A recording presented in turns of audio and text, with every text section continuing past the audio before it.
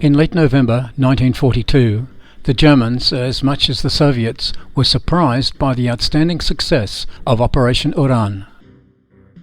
By early December, however, both sides got a clearer and more sober picture of the situation. For the Germans, it was a disaster, but few of them knew it could also have been much worse. The ultimate Soviet goal was to truncate the Sixth Army piecemeal, and this was not achieved. After securing the front along the encirclement, the German army fiercely resisted all attacks, like a wild boar backed into its den by hunters, blocking the Red Army's advance in every direction. Axis forces also regrouped on the outer edge of the encirclement, where new commanders took the initiative to coerce their confused units back into order. But what to do next? What prospects were there for the Germans?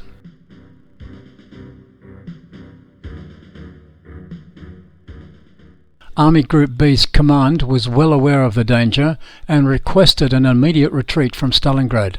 But the Supreme Commander didn't share that view. Caught up in his own promises, Hitler won't hear a word about leaving the Volga.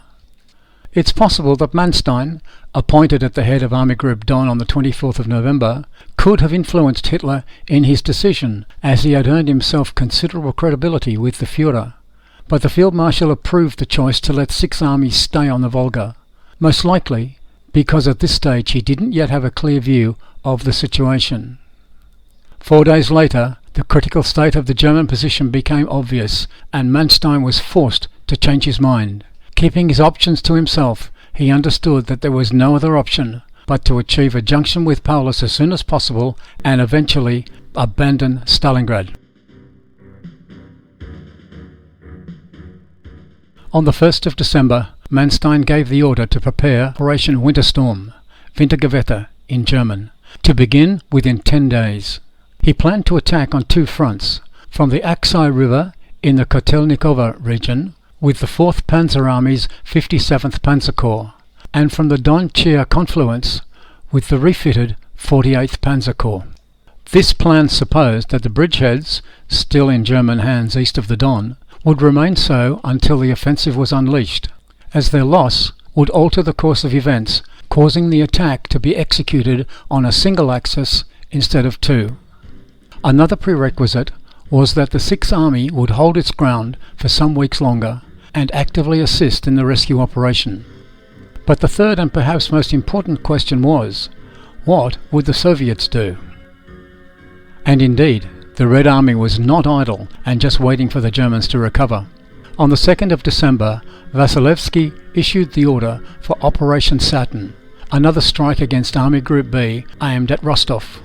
And even though later events led to a reduction in its scope to a more limited Little Saturn, the launch of this strategic move in the rear of Army Group Don ultimately compelled its commander to reassess the plans to rescue Paulus. But on the 12th of December, at the beginning of Wintergewitter, even though the opposing factions did not know for certain each other's intentions, the Stavka believed that a relief effort would be attempted by the German command, and the latter knew more Soviet forces were to appear before long in the Don-Volga region to exploit the opportunities raised by the successful outcome of Operation Uranus. It was clear to all that time was of the essence. All knew that soon, somewhere on the steppe, steel thunder was to resound again, and that the upcoming fight would, once again, prove decisive. For the Sixth Army, the main task now was to hold on while the rescue operation was gathering pace. On the 27th of November, General Paulus addressed Sixth Army soldiers. Soldiers of the Sixth Army, the army is surrounded. This is not your fault. You bravely held on while the enemy went round us and in the rear. You have to carry on. The enemy's goal of destroying us will not be achieved. I will demand a lot from you. To endure hardships and dangers in the cold and in the snow. To stand against any superiority. The Führer promised help. Until then, We must hold on.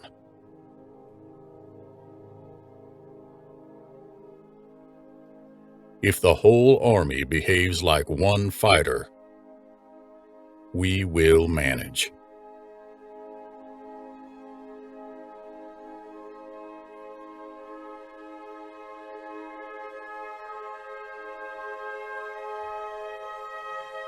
Tell everyone,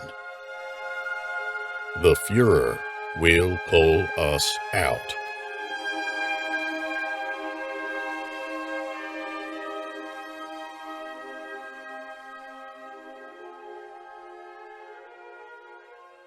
This address received a mixed reception among the German soldiers. Many of them were disappointed that the army didn't break out from the encirclement right away.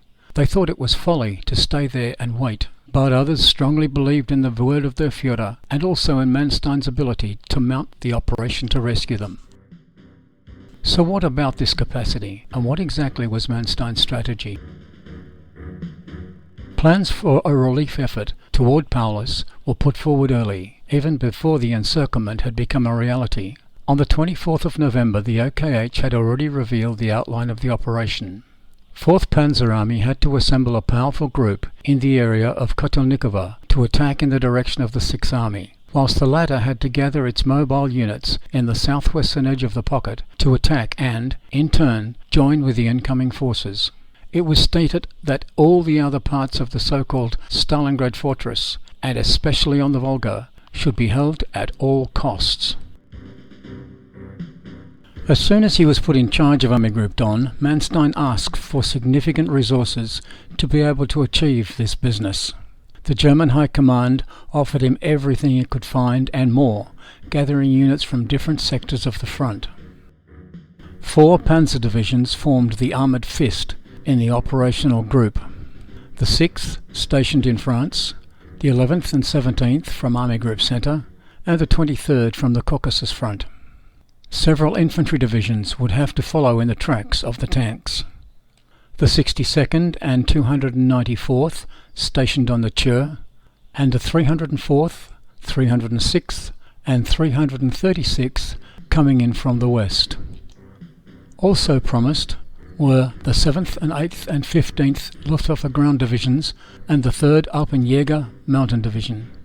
In addition, the 6th and 7th Corps, more or less preserved from the catastrophe suffered by the 4th Romanian Army on the Kalmyk steppe, along with several artillery, assault guns and Nebelwerfer mortar companies, were to join the party. The command and control was assigned to the headquarters of the 48th and 57th Panzer Corps, which were to lead this patchwork of units in their respective operational theatres. All in all, these elements roughly amounted to the strength of a complete army, but only on condition that these rapidly gathered forces would arrive on the ground during the first days of December. But this was far from certain, given the saturation of the rail network, the winter weather, partisans, and other unforeseen events that could work against it. The ability to overcome logistic issues would be a key factor of success. Secrecy would be another, but speed would be the most important of all. If the potential existed, at least on paper, the orientation of the attack was yet to be determined. In the Chur region, Standard Army forces came to relieve the heterogeneous groups widely spread in defence along the river. There were several infantry divisions and Luftwaffe ground troops, but there was also the almost unscathed 11th Panzer Division, which, by itself, was a major asset for the German command. All these units and those already in the sector, namely the 48th Panzer Corps, the very weakened 22nd Division, and other disparate groups, were clustered into 17th Army Corps under General Hodit, who gave his name to the new operational group. South of the Don, Hoth's 4th Panzer Army was also rebuilt with the arrival of much-needed reinforcements. The 6th and 23rd Panzer Divisions became its framework. The Romanian troops were to cover the flanks and rear, and the 57th Corps would take the lead. The 6th Panzer was a full-strength division, having just arrived from France, where it was rested and refitted like new. It possessed a stunning total of 160 tanks, almost all Mark IIIs and IVs, and 40 assault guns. However, the 23rd Panzer Division was greatly diminished after months of fighting in the Caucasus. It numbered a mere 55 tanks and another 25 assault guns. It still gave Hoth a respectable number of tanks to begin his operation, and 2 more Panzer Divisions, the 11th and 17th, were expected to join as soon as possible. 3 options were considered. Firstly, take the shortest route from the Chir bridgeheads directly to the western border of the pocket, passing through Kalach. It is only 40 kilometres, with a strategic bridge to overcome, but it is there that the Soviet forces are most concentrated.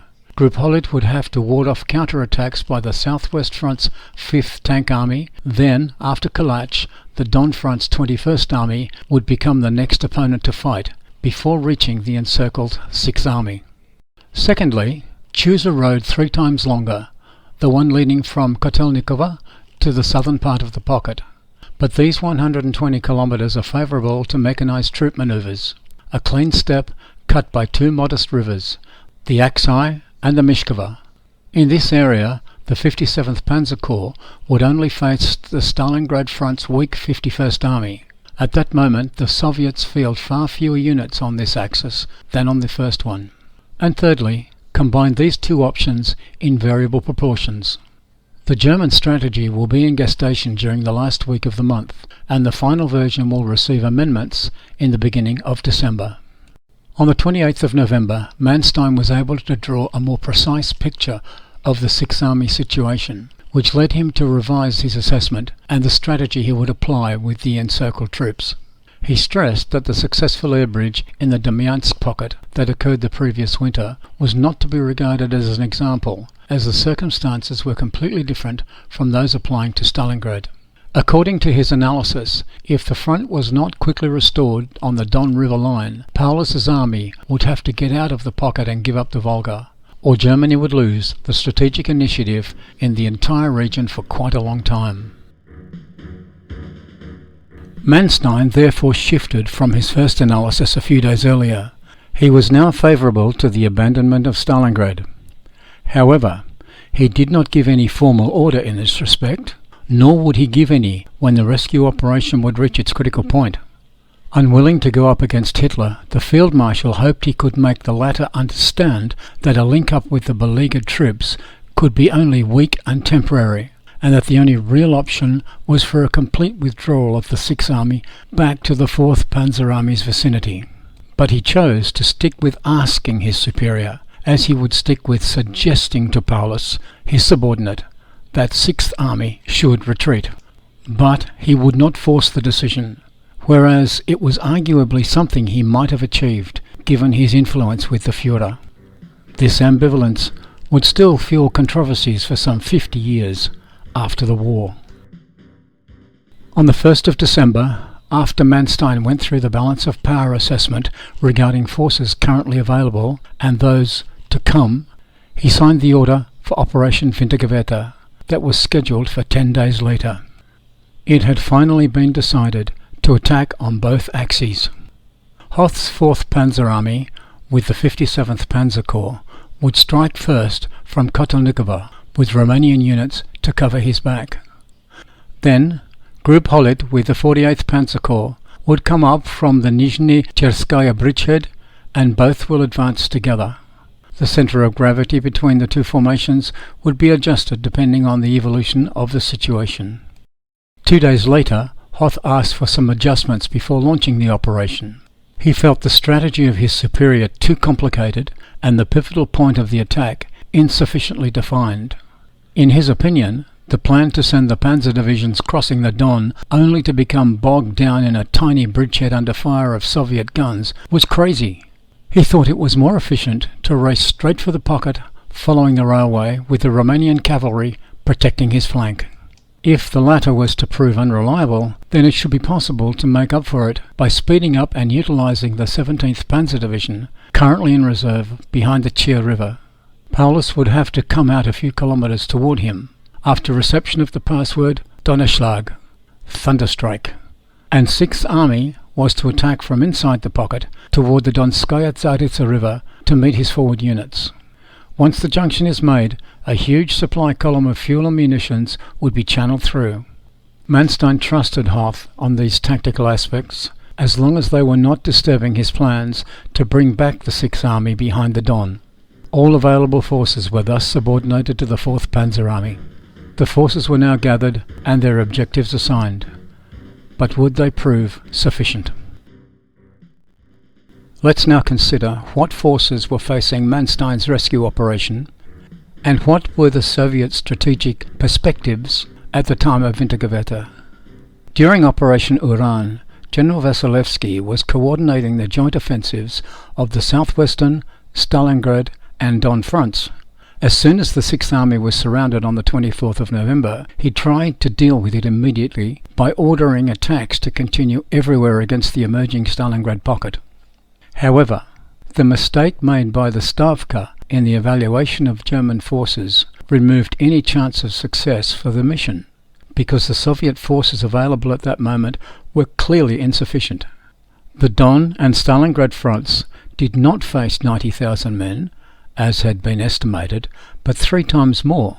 This grave miscalculation was to distort all the General Staff's strategic planning for the first half of December. Indeed, Operation Uranus was supposed to be followed by Operation Saturn, an ambitious operation aimed at the dislocation of Army Group B and encirclement of Army Group A. The southwestern front was to reach Rostov after having destroyed the Italian 8th Army, thus cutting off the escape route for German troops engaged deep in the Caucasus.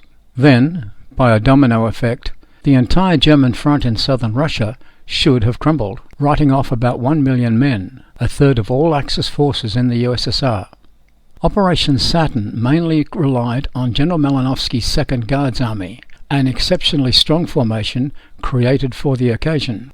This operation implied 2 prerequisites: to quickly destroy the Stalingrad pocket and to nip in the bud any attempt by Army Group Don to link up with the pocket. The first prerequisite was up to the Don front under General Rokossovsky, and the second to the southwestern front under General Vatutin. The Stalingrad front under General Yeremenko had to lend a hand to both of them, depending on its capability.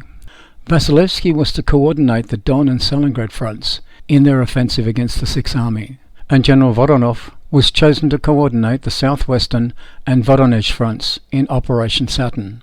As it transpired, these prerequisites will be harder to fulfill than expected, and the Soviet General Staff will be compelled to introduce major changes in its plans.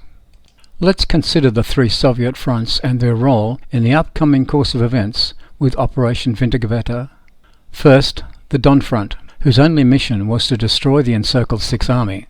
On the 2nd of December, after a quick gathering of its own forces, and having received some reinforcements, 21st Army attacked the western face of the pocket, held by the 3rd Infantry and 3rd Motorized Divisions. Several breakthroughs were realized between Karpovka and Marinovka, but German counterattacks brought the front line back to its original position a few days later. This is when the first amendment of the strategic plan occurred. On the 4th of December, Vasilevsky asked Stalin for permission to divert the 2nd Guards Army, the key force for Operation Saturn, against the Italian 8th Army on the Don, and use it in his attempt to chop up the pocket into smaller parcels. According to him, this could not be achieved without the help of this exceptionally strong formation.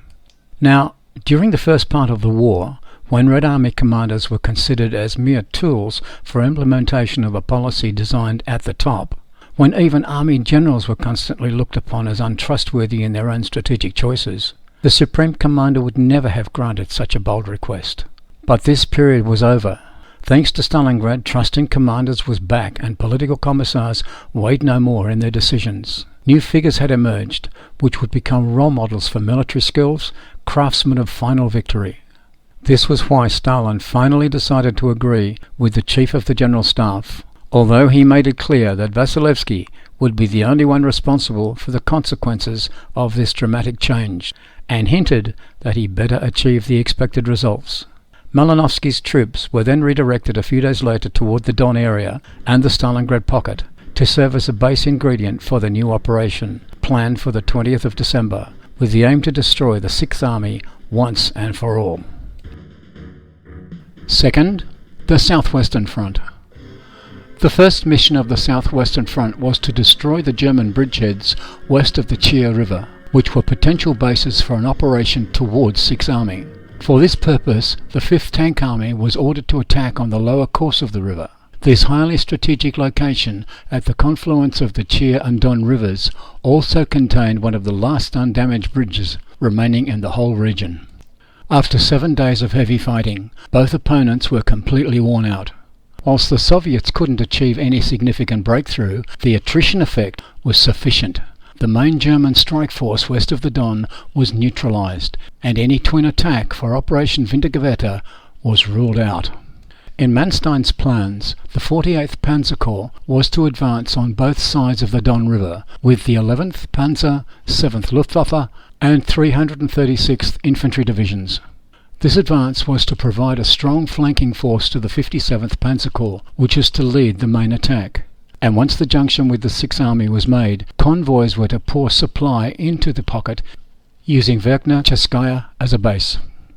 But the situation that developed on the lower Chia and Don bridgeheads prevented using 48th Panzer Corps and its most important component, the 11th Panzer Division, for the relief operation. After 7 days of fighting, 11th Panzer Division had only 30 tanks remaining. As a result, the 57th Panzer Corps was to attack alone towards Stalingrad, without the flanking forces on the left, whilst the Romanian cavalry was supposed to provide the right flanking cover. The only chance of success for the German offensive lay in the underestimation of this axis of attack by the Soviet High Command, which still assumed that the strike was to be directed by the shortest route between the outer and inner edges of the encirclement from the Chia River. And thirdly, the Stalingrad Front, which played the most important role in Operation Wintergewitter. The Stalingrad Front was the most extended of all three. In the north, it surrounded half of the German Sixth Army. In the south, it spread the meagre forces of the 51st Army throughout the Kalmyk steppe, up to the Don River, more or less following the line of the Aksai River. Trufanov's 51st Army and later Malinovsky's 2nd Guards Army were to stand in the path of the 4th Panzer Army once it began its offensive. During the first 3 weeks of December, 3 formations were to play a major role in countering Operation Wintergewitter. The 4th Cavalry Corps was to spoil its preparation and postpone its beginning. The 13th Tank Corps was to pin down the 23rd Panzer Division for a few precious days. And the most important, the 4th Mechanized Corps, was to do the same to the 6th Panzer Division.